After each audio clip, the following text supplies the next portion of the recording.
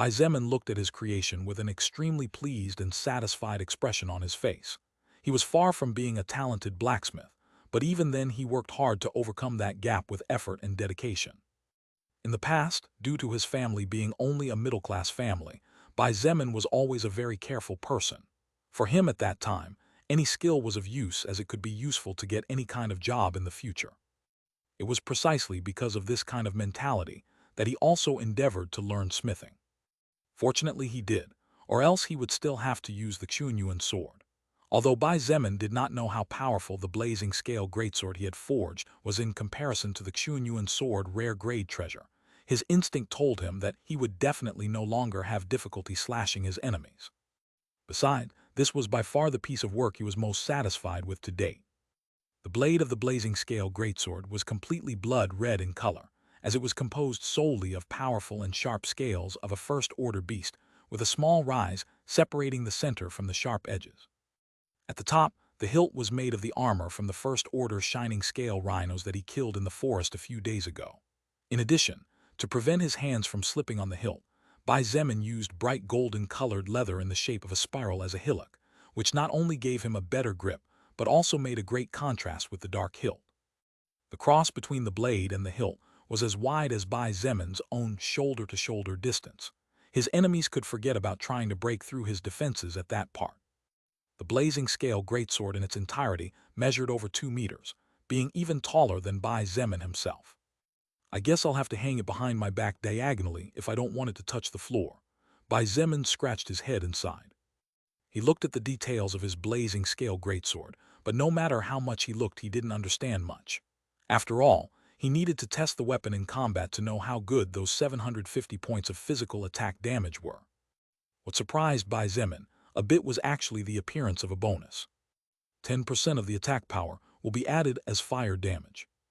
But after thinking about it for a moment, Bai Zemin finally understood. The scales he used to make 90% of the greatsword possessed a certain remaining fire-type aura due to the monster with fire-like skills from which the scales came from. Hey, what do you think about this, Lil? Bai Zemin wanted to ask Lilith what she thought about his creation, but when he turned around and noticed that there was another person inside the room, his words automatically got stuck in his throat. Shangyuan Bingzu, what are you doing here? How did this woman get in here? He was dumbfounded and unconsciously looked at Lilith as if searching for answers. Too bad for him, she simply shrugged her shoulders and said nothing about it. Shangyuan Bingzu had a strange expression on her face as she looked at him. She had been here for over an hour and had even participated a bit in the construction of the weapon on the workbench, but apparently he didn't really even notice her until now. I came to see how your work was going, she replied casually and looked at the giant sword before pointing somewhat confused. That sword. Are you sure you can swing that thing up? Bai Zemin followed her eyes, and when he saw the greatsword, even he hesitated a little. This thing? He used over 400 scales to create the entire greatsword. Some scales were crushed on top of another, piling many in one spot. The weight of this sword was something even he needed to check yet. Let's see it now. Bai Zemin muttered to himself and put a hand on the hilt.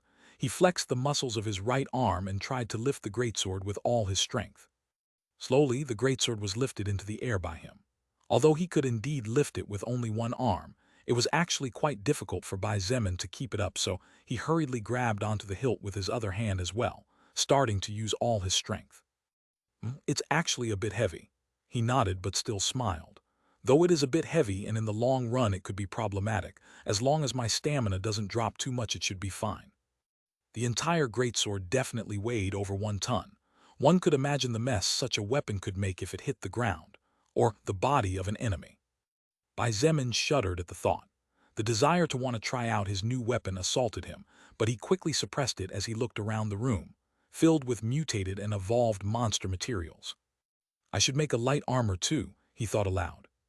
Shangyuan Bingzu shook her head and said calmly, I'll let you work then. Another reason I came here was to tell you that tomorrow we will begin to break through to the south, directly towards Baekwon camp. I see, Bai Zemin nodded. I probably won't leave for about a week. I plan to make weapons and armors for quite a few people, so it will take me some time. Make sure everyone knows the rules and in case not someone doesn't adhere to them. You know what I mean. Shangyuan Bingzu looked at him intently for a moment before nodding and turning to leave.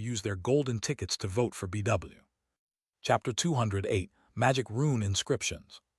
With Shangyuan Bingzu's departure, the workshop again fell silent with Bai Zemin and Lilith in her human form being the only two life sources inside. "So, what do you think of this greatsword?" Bai Zemin asked as he lowered his blazing scale greatsword to the ground carefully. The last thing he wanted was to self-destruct his own workplace. After all, the weight behind the weapon was not a joke. "Not bad." Lilith nodded with a composed expression. She was currently touching the hilt of the greatsword, so the details and information of the weapon flashed in her retina. "What level is your blacksmithing skill currently?" "My blacksmithing skill is an unclassified passive skill level 3. To upgrade the skill to level 4. It says here that I need to craft another rank 1 piece of equipment." "Oh, not bad. To think that you managed to create a rank 1 weapon almost at the top even though your blacksmithing is barely level 3. Lilith praised honestly. "What is this rank 1? This is the first time I've seen something like this." Bai Zemin was quite puzzled about this, so he could only ask her about it. "As you know, the treasures you obtain, like your Xuanyuan sword for example, are treasures that the soul record interprets by using some of the soul power of the enemies you defeat." Lilith calmly explained as she played with the greatsword as if she was picking up a toy.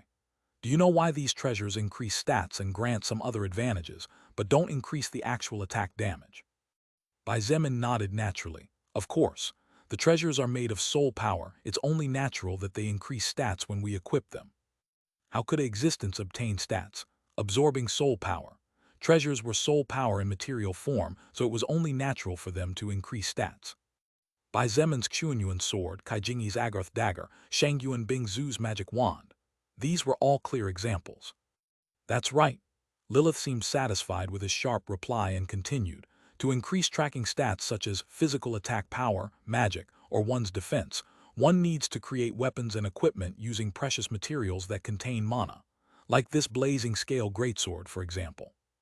"Now it all makes sense." Bai Zemin nodded and felt a new world open up before his eyes. Lilith continued to slowly and calmly explain. "Items created from precious materials are divided into ranks, with rank 1 naturally being the lowest. The highest rank is unknown, but so far only a few rank 7 items have appeared due to the difficulty in creating them." "Oh, apart from the blacksmith skill, is there more in play?" "Of course there is." Lilith nodded seriously. "In the creation of any object, the rank of that object is affected by different factors aside from the level and order of the blacksmithing skill. To create a rank 1 object you generally need to possess the blacksmithing skill in first order as a minimum.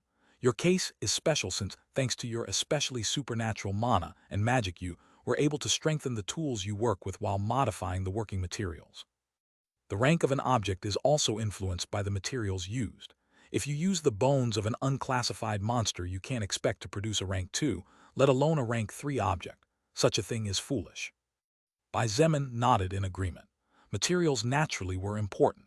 If it wasn't for him using the precious scales of a first-order beast, he definitely couldn't have made an item as good as the blazing scale greatsword.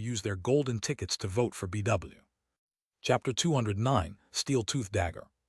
It's a pity that the treasures coming from the soul record cannot be modified. Bai Zemin sighed. If he could modify the treasures coming from the soul record, then he wouldn't have to feel pain when abandoning old equipment, as he could simply upgrade them to match the constant progress of his overall strength. Some can be modified, but it's very difficult, Lilith pointed out with a bitter smile. Every treasure is made up of soul power, so it is extremely difficult to modify them. However, there are exceptions. In fact, you are holding a modifiable treasure in your hands. Bai Zemin was silent for a moment before a thought appeared in his mind. His eyes glittered with a strange light as he said, "Broken bronze bell." Correct. The broken bronze bell is a modifiable treasure capable of evolving. Lilith nodded but then threw a bucket of ice water on Bai Zemin's hopes. But this also depends since there aren't too many clues about the treasure itself. You will have to spend a lot of time investigating, but even then you won't necessarily get the clues to look for, or by the time you find such clues, you won't necessarily need the protection of the bell anymore. Bai Zemin naturally understood what she meant. If by the time he knew the method of upgrading the broken bronze bell his strength had already surpassed a certain threshold, then what good was the treasure? At the end of the day, there were many things that could only be left in the hands of fate, because the power one had was simply too insignificant in the big picture of things. There were many types of armor that could be created depending on the materials. Fortunately, Bai Zemin had a certain amount and variety, so he didn't have to stick to a specific type. Lamellar armor, scale armor, shell armor, shrimp armor, plate armor, and so on. Each of these had different advantages or different disadvantages depending on the material they were constructed from and the purpose they were to serve. I'll go with leather armor. Bai Zemin had already made up his mind. A plate armor wouldn't suit you considering you use a two-handed greatsword. Lilith expressed her thoughts calmly. If aside from the weight of a heavy two-handed weapon you add a plate armor, your movement speed will drop greatly, and your overall combat ability will decrease a lot. That's why I say a leather armor will have to do, he nodded. Leather armor could be found in any fantasy setting or medieval era, as it was one of the preferred and most used armor by those looking for a light defense that did not affect movement and was, above all else, cheap to manufacture. Highly resistant to any type of attack, whether cutting, pushing, hitting, or piercing. Its main weakness was that it wore out quickly after a certain number of attacks, but Bai Zemin was not worried about this, as some occasional maintenance would solve the problem. Besides, he wasn't going to make normal leather armor. First of all, Bai Zemin crafted a dagger using one of the teeth of one of the First Order shadow leopards. He sharpened the bottom, hammered times to shape it, heated the tooth, hammered again, then added a thin metallic coating to the bottom, heated the tooth again, and then hammered again. Although it sounded like a lot of work, with the experience of having already created a greatsword, the process of making a weapon as small as a dagger took only 20 minutes in total. Steel tooth dagger. One-handed weapon. Rank 1. Attack power 350. Durability 500-500. Description: a type of sharp dagger capable of being mass-produced due to its rapid creation. Naturally, it could not compare to the blazing scale greatsword, which was natural considering that Bai Zemin had not bothered much to forge it. Even if they were both weapons of the same rank, the difference was simply too great to compare. After successfully forging a second rank 1 item, Bai Zemin's blacksmithing skill went up from level 3 to level 4, increasing his forging knowledge at the same time as his chances of forging a better item increased slightly. Now that he had a sharp knife, Bai Zemin began to work on the leather. While Lilith helped him to take his measurements and communicated them to him, he used the steel tooth dagger to carefully cut into the black pelt of one of the First Order shadow leopards. Although he was not a tailor, the creation of leather armor was part of blacksmithing itself. As long as he was careful when cutting the animal's pelt, everything would be fine. It was precisely because of this that he forged a sharp dagger. What a pity that the pelt of the Second Order, surprisingly strong archaic bear, was completely destroyed. If it was in better condition, I could have produced an armor many times better. Bai Zemin lamented as he slowly applied the last few cuts on the animal's dark fur. During his battle against the Second Order archaic bear, Bai Zemin was worried about his life, so naturally he had no time to worry about the monster's fur. This led to the creature's fur being completely destroyed, which got even worse after it was bombarded by the M3s. You are probably the only First Order existence, or one of the few who dares to think of a higher order being as forging material. Lilith didn't know whether to laugh or cry when she heard that. Bai Zemin sighed and continued working. It was only after more than 30 minutes that he finally finished this part of the process. Before him were 2 large pieces of leather, one shaped like pants and the other shaped like a chest plate. The next thing he did was to prepare 2 huge pots with water and let them boil moderately. When the water was at its peak, Bai Zemin removed both pots with Lilith's help and carefully submerged the 2 pieces of leather. But this was not all. In addition to immersing the leather pieces in boiling water, Bai Zemin and Lilith casually threw in several pieces of black armor from the First Order shining scaled rhinos that had been defeated in the forest.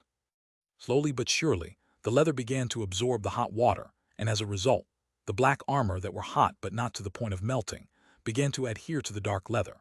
But since Bai Zemin did not want the scales to stay on anywhere on the armor, he had to work to move the scales and place them on the points he wanted to protect the most, mainly exposing the connections between each limb to avoid obstructions when moving. After making sure that the metal plates were firm, Bai Zemin took advantage of the fact that the hot water had softened the leather to use a bite punch,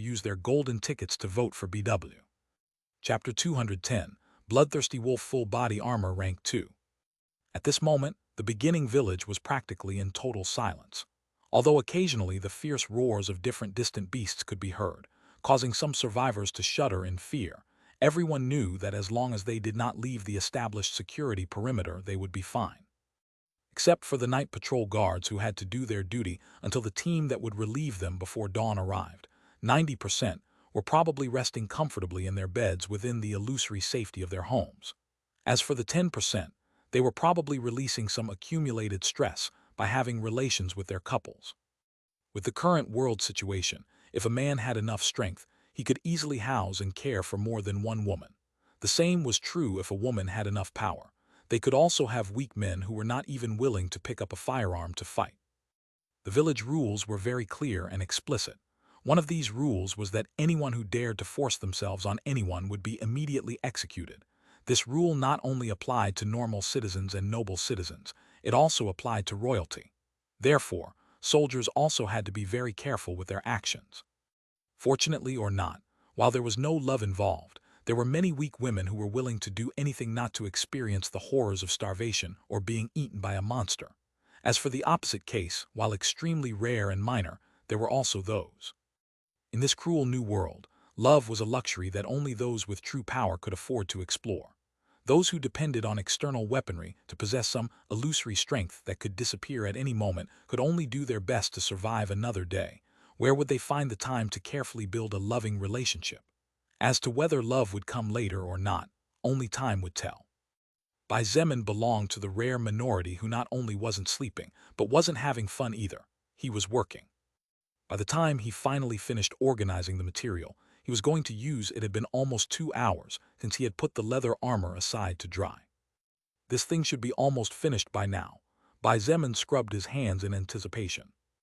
Although it was already past 3 in the morning, his entire being was brimming with energy, and he felt practically not tired in the slightest. These were the benefits of constantly evolving towards something higher. Little by little he was shedding his mortal human shell, and although he still had a long way to go, the fruits of his efforts were constantly showing. Bai Zemin approached the leather armor and noticed that it was indeed already completely dry. The next step he did was to add some decorations that would also give extra defense to the chest plate, and added some sharp objects on the knees of the pants and on the elbows of the top piece. This would add more variety to his attacks and extra damage. Why do you add those spikes? Every self-respecting man should love spikes sticking out of armor. Are you a little kid or what? A suit of armor composed of two parts stood before him. This armor was as black as the night cloak that seemed to devour the entire world. Dozens of scales that shimmered with a faint jet glow seemed to adorn it, but more than that they were a great defense for the weak points of the human body. Bai Zemin believed that even a penetrating bullet would not necessarily be able to pierce through the defenses of this armor, unless it was a bullet specialized in penetrating armored vehicles like tanks. Done. As those words left his mouth, he and Lilith looked at each other with a smile before stretching out both hands at the same time.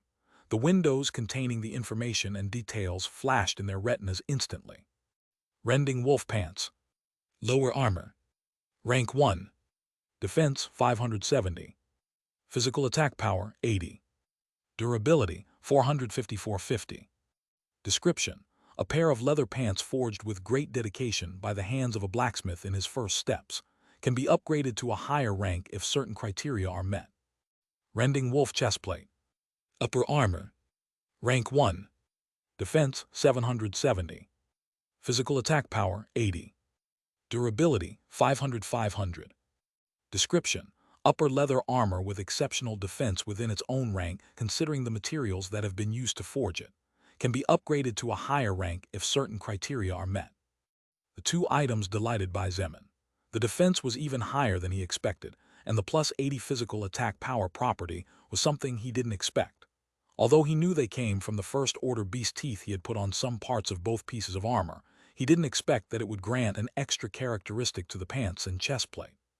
But even before Bai Zemin or Lilith could say anything about it, another message flashed in the retina of both of them. You wish to combine Rending Wolf Pants and Rending Wolf Chestplate Rank 1 to form Bloodthirsty Wolf Full Body Armor Rank 2. If you wish to proceed, you need to consume 2 first-order soul stones. This, Bai Zemin was dumbfounded as he read the same message over and over again. He had really put in a lot of effort to forge these 2 pieces of armor. Of this, there was no doubt about it. After all, his life depended on how good the defense of both items was. But little did he expect that such a great gift would fall from the sky. This was similar to buy one and take 2 free. Lilith read the message twice before a helpless smile appeared on her beautiful face. Really, I don't know what to say about it. Even she was speechless. Although rank 1 or rank 2 items were nothing in her eyes, the current situation was what left her so stupefied that she didn't know what to say or think. Generally, to forge a rank 2 item one needed the blacksmithing skill at the maximum of first order, but even then the probabilities of such an item appearing were not 100% certain. One could imagine then how surprised Lilith was. There was no doubt that Bai Zemin had been very lucky in this case. If he had not used 100% of the same materials for both pieces of equipment, and if he had not added the spikes. Thinking about this, Lilith looked at him and was not surprised when she saw him looking at her with a pretentious and arrogant face that for some reason irritated her so much. You see, he snorted with a cocky expression, any self-respecting man must love spikes. Just do it already for once, damn it. At Lilith's somewhat grumpy voice, Bai Zemin without hesitation decided to evolve both pieces of armor to the next rank and fuse them together in the process. What a joke! Although losing 2 first-order soul stones was a bit painful considering he only had about 15 in total, it was a price he was willing to pay if it meant increasing his chances of surviving another day. Swoosh! 2 soul stones flew out from inside his backpack at the same time, as the surrounding mana enveloped both pieces of armor and levitated them in midair, as if 2 pairs of hands were holding them. Imagine seeing this before the apocalypse. I'd surely die of fright thinking they were ghosts. Ghosts exist too. Wait, really? Yes, really. Holy cow. As such a conversation took place between a 6th-order succubus and a 1st-order human, 2 existences that normally wouldn't belong together, the fusion process went smoothly.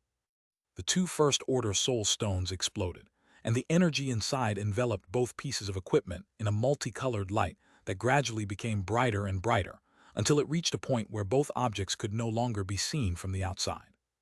At the same time, a message flashed across Bai Zemin's retina. Bloodthirsty Wolf Full Body Armor Rank 2 has been successfully completed. A full-body armor as black as a wolf's mouth with spikes protruding from the shoulders, elbows, and knees floated gently in midair before Bai Zemin's excited eyes. Even he could not keep calm in the face of such a beautiful sight. Backslash backslash backslash backslash backslash backslash backslash. Thanks a lot to all those who use their golden tickets to vote for BW. Chapter 211, The Fruits of His Hard Work.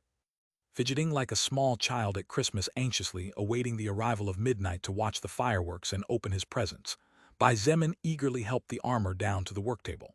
From his point of view, the whole magnificent scene was too slow and was getting on his nerves. Immediately, the information and details of the new armor flashed across his retina like lightning. Bloodthirsty Wolf Armor. Full Body Armor. Rank 2. Defense 1150. Physical Attack Power 350. When attacking with spikes, it has a 5% chance of inflicting critical hits to the enemy. Durability 900. Description: a miracle of luck created by a lucky blacksmith after the exact and correct use of the same material in the formation of two different but equal objects that work to form a single one. Bai Zemin breathed a breath of fresh air when he saw the armor's defense. 1150 defense points. Compared to the 570 defense points of the previous Rending Wolf pants and the 770 points of the Rending Wolf chestplate, the difference was simply too big.